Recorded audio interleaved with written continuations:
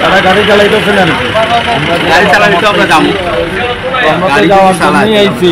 তখন তো গাড়ি চলে না, এটাই কইছে যে তারা ড্রাইভারে কি জানি সমস্যা হয়েছে, মারামারি হয়েছে।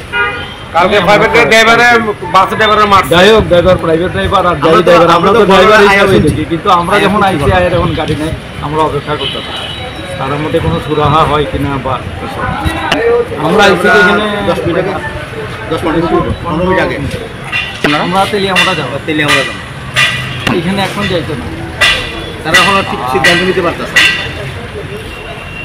সিদ্ধান্ত এটা তো স্বাভাবিক। আমি এইটুকু বলবো ওই কারণে, যেমন ব্যক্তি একজনের জন্য ওরা মারামারি হয়েছে দুজনের মধ্যে, তো দুজনের ছাপারের ব্যাপার আমরা সবাই ভোগ করবো।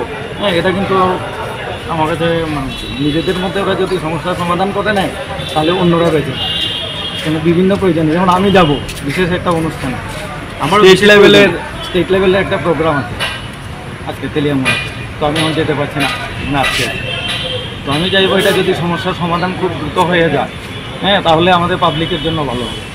আমরা প্যাসেঞ্জার যারা ওরা পেয়েছি, অনেকেই পেয়েছি, ওরা ট্রেনের খুঁজছে যে যাবে কিনা ট্রেনে। বেশি অসুস্থ প্যাসেঞ্জার তো বিভিন্ন, প্রত্যেকেই তো প্রয়োজনে আসে, প্রয়োজন ছাড়া তার কেউ আসে না। তো আমরা চাইবো এটা যাতে দ্রুত একটু সমস্যার সমাধান হয়ে যায়, হ্যাঁ, এটা স্বাভাবিক।